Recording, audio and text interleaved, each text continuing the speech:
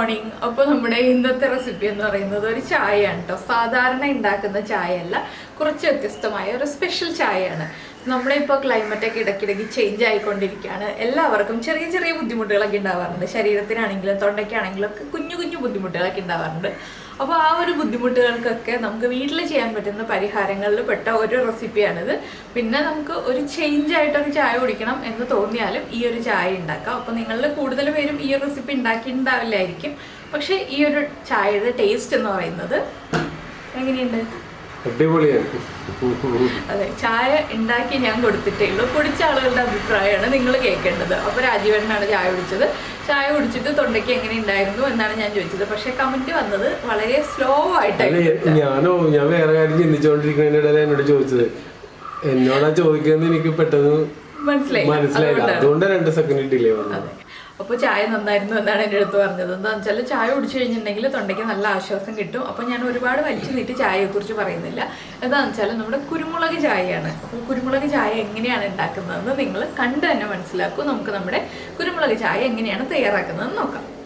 നമുക്ക് നമ്മുടെ ഇൻഗ്രീഡിയൻസ് നോക്കാം. നമ്മളിപ്പോൾ ഒരുപാട് ഇൻഗ്രീഡിയൻസ് ഒന്നും എടുക്കാനില്ല കേട്ടോ. പാല് വേണം. അതുപോലെ തന്നെ ഞാനിപ്പോൾ ഒരു 10-12 കുരുമുളക് എടുത്തിട്ടുണ്ട്. കുരുമുളക് അത്യാവശ്യം വേണം. 2 ഏലക്ക എടുത്തിട്ടുണ്ട്. പിന്നെ നമ്മുടെ കടുപ്പത്തിനനുസരിച്ച് ചായപ്പൊടി എടുക്കുക. ഞാനിപ്പോൾ 1.25 ടീസ്പൂൺ ചായപ്പൊടി എടുത്തിട്ടുണ്ട്. എന്താണെന്ന് വെച്ചാൽ എനിക്ക് കുറച്ച് കടുപ്പമുള്ള രീതിയിലുള്ള ചായയാണ് വേണ്ടത്. നമ്മളൊരു കുരുമുളക് ചായ ഉണ്ടാക്കുമ്പോൾ കുറച്ച് കടുപ്പമുള്ള രീതിയിൽ നമ്മുടെ തൊണ്ടയ്ക്കൊക്കെ ഒരു ആശ്വാസം കിട്ടുന്ന രീതിയിൽ വേണമല്ലോ ചായ ഉണ്ടാക്കാൻ. കടുപ്പമില്ലാത്ത ചായ ആണെങ്കിൽ തൊണ്ടയ്ക്ക് അത്ര സുഖം ഉണ്ടാവില്ല. കുറച്ച് കടുപ്പമൊക്കെയുള്ള ആ കുരുമുളകിൻ്റെ എരിവൊക്കെയുള്ള ചായ ആകുമ്പോഴാണ് തൊണ്ടയ്ക്ക് ഒരു സുഖം കിട്ടുക. അപ്പോൾ ഞാൻ 1/2 കപ്പ് വെള്ളത്തിലാണ് ചായ ഉണ്ടാക്കുന്നത്. 1/2 കപ്പ് വെള്ളത്തിന് 3/4 കപ്പ് പാലാണ് കേട്ടോ എടുക്കുന്നത്. നിങ്ങൾക്ക് 1/2 കപ്പ് വെള്ളത്തിന് 1/2 കപ്പ് പാല് തന്നെ എടുക്കാം. 3/4 കപ്പ് പാല് ചേർക്കുകയാണെങ്കിൽ കൂടുതൽ നന്നായിരിക്കും. പാലിൻ്റെ അളവ് കൂടുമ്പോൾ ചായ നന്നാവും. അപ്പോൾ നമുക്ക് ആദ്യം വെള്ളം തിളപ്പിക്കാൻ വെക്കാം. എന്താണെന്ന് വെച്ചാൽ നിങ്ങൾക്ക് വേണമെന്നുണ്ടെങ്കിൽ പാലും ഈ മസാലകളും ചായപ്പൊടിയും എല്ലാം ചേർത്ത് തിളപ്പിക്കാം. എൻ്റെ കയ്യിലുള്ള ചായപ്പൊടി എന്ന് പറഞ്ഞിട്ടുണ്ടെങ്കിൽ തരിയാണ്, ഇലയല്ല, തരിയാണ്, പൊടിയുമല്ല.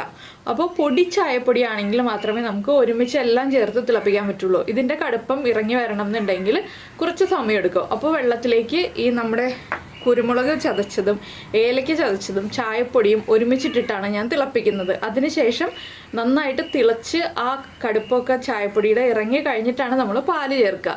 അതുകൊണ്ട് ഞാൻ ഇതെല്ലാം ഒന്ന് ചതച്ചെടുക്കട്ടെ. ഈ ചായപ്പൊടിയും മാറ്റി വയ്ക്കട്ടെ. ഈ ഏലക്കയും കുരുമുളകും ഫൈൻ പൗഡറായിട്ടൊന്നും നമ്മൾ മിക്സിയിൽ പൊടിച്ചെടുക്കരുത് കേട്ടോ. ഒന്ന് കല്ലിൽ ചതച്ചെടുക്കാനേ പാടുള്ളൂ. ഇതൊന്ന് ചതച്ചെടുത്തിട്ട് നമുക്ക് വെള്ളത്തിലേക്ക് ഇട്ട് കൊടുക്കാം.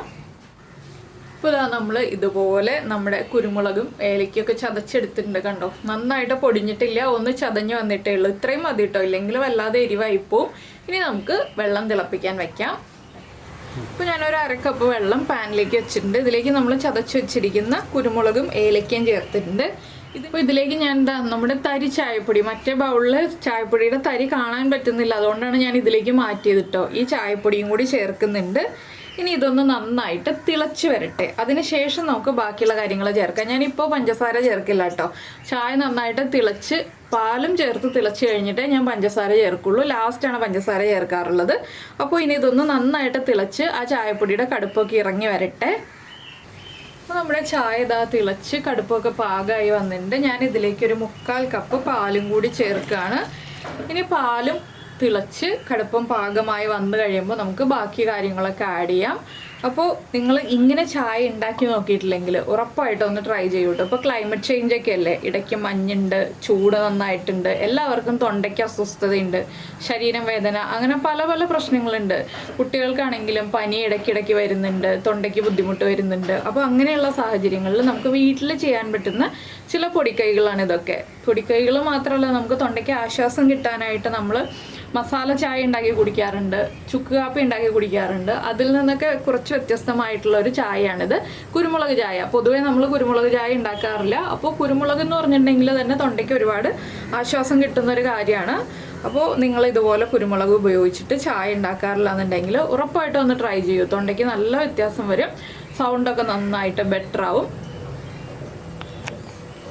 അപ്പോൾ നമ്മുടെ ചായ തിളക്കിയിട്ട് ഇതിൽ പ്രത്യേകിച്ച് വലിയ കാര്യങ്ങളൊന്നുമില്ല. പക്ഷേ ഇത് ചെയ്ത് നോക്കിയിട്ടില്ലെങ്കിൽ ഉറപ്പായിട്ട് എല്ലാവർക്കും ചെയ്ത് നോക്കാൻ പറ്റുന്ന ഒരു കാര്യമാണ്.